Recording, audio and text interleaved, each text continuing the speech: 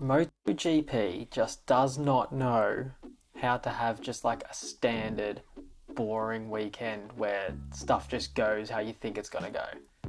So it's gonna be like some chaotic stuff that goes on, and it's great. It is great, isn't it? There's no messing around here with these boys. Catalunya, I mean, there's another weekend of just like another day. I'm exhausted when I get like 4 o'clock in the afternoon. Races are finished. I'm just tired. Spending all my energy points for the day just watching these lads. But anyway, we've got a job to do here. We've got some power rankings to go through. We'll recap the race a little bit at the end, go through our honourable and dishonourable mentions like we always do.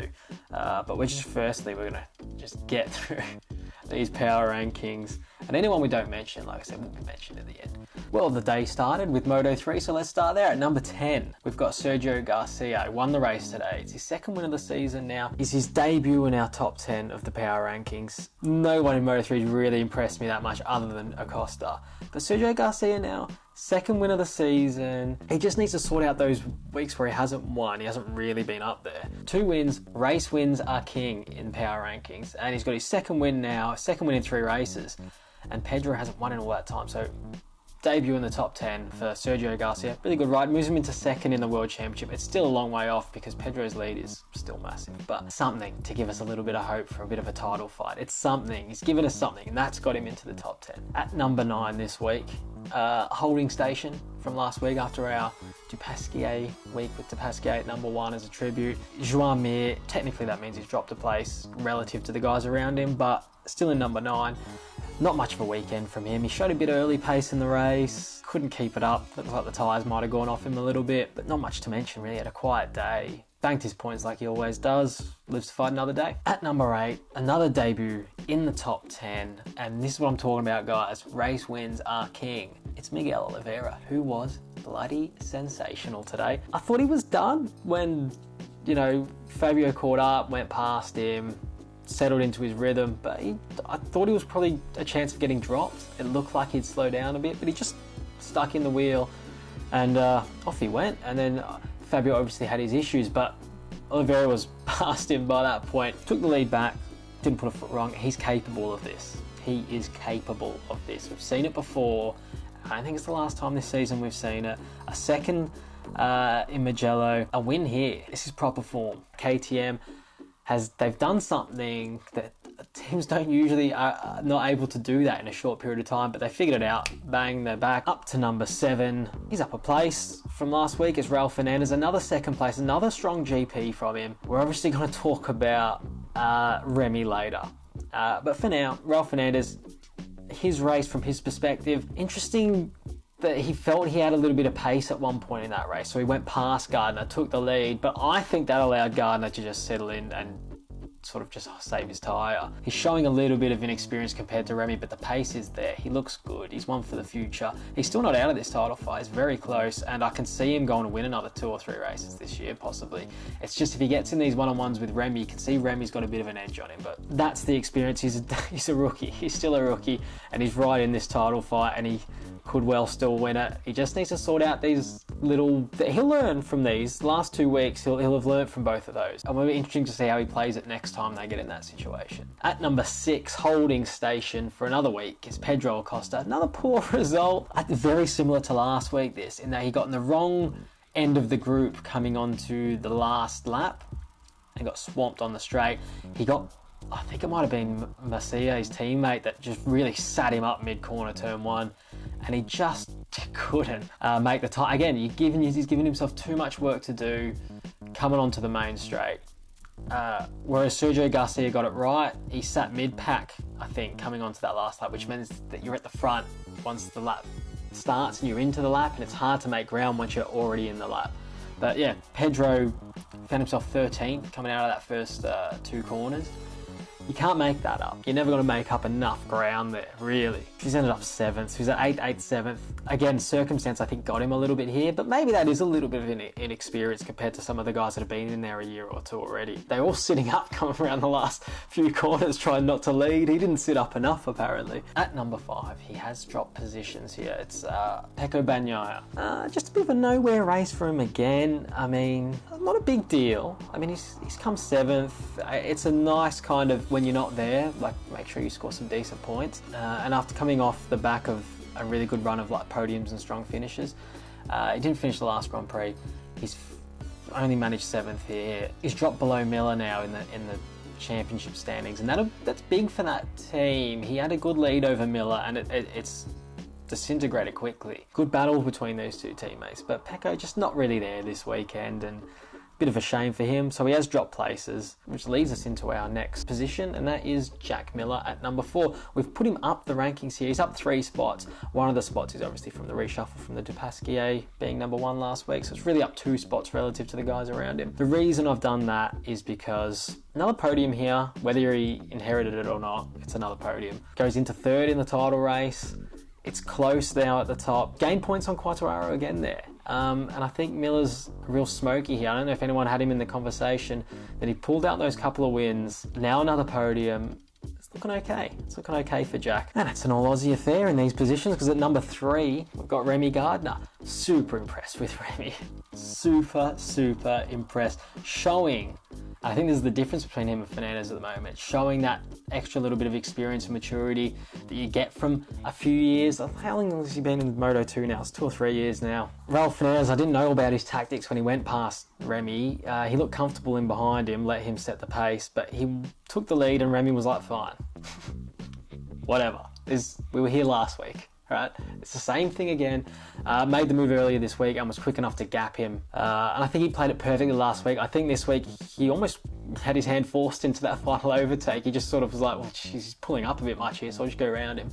It worked out perfectly for him. He had the pace to just go on. He looked, for me, as soon as he dropped in behind Fernandez, it looked like Fernandez was the one that had the pace and was just holding back behind Remy. But as soon as Fernandez went into the lead, Remy looked super comfortable. He could run the tight lines. He wasn't putting strain on the tyres. For me, he just looked way more like almost within a lap or 2 of being in 2nd. And he realised that Fernandez wasn't getting away from him. He was like, well, I'm set here.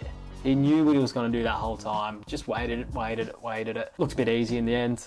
He's up to number 3 now. He's up 2 spots because of how impressive the 2 wins have been as well. Johann Zarco is at number 2. Another good ride from him. Another 2nd place. He just needs to get that win, because Fabio's still doing that thing where he's like, looks unbeatable and just things happen.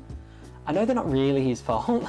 You don't want to be one of those guys that just has this sort of perennial weird luck all the time, where if you could be winning a race comfortably or at least coming 2nd comfortably, and then just weird shit happens to you all the time.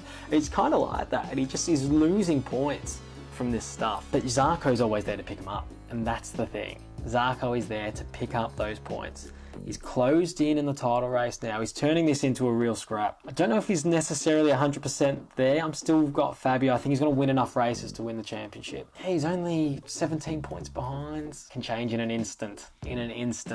A win in the next couple of races is going to really turn that screw a little bit on Fabio. And that does take us to Fabio. Fabio is still at number 1. He's recovered well enough. He could have been 3rd. Obviously the penalty corner cutting incident at turn 1 and 2. Let me know what you think of that. I've heard a few different opinions just floating around. Some people don't think it should have been an extra penalty because he did lose time running off the road. I think he would have lost more time if he tried to stay on the road. So he's then gained time. I think he would have fallen behind. If he tries to pull that up and keep it within the circuit, within the white lines, I think he falls behind Miller because he would have lost so much momentum. And I think that's why the penalty is there. And in that sense, I agree with it. But just one man's opinion. I'm no expert. I haven't heard what the steward's reasoning is to explain the penalty, but I'd imagine that would be the explanation. And that's the top 10. We've whittled it all the way to number 1. Some quick winners and losers, some honourable mentions and some dishonourable mentions. Let's start with the dishonourables, because they're the fun ones. Repsol boys, Honda in general, it's all a little bit shit, isn't it? It's just all a little bit shit.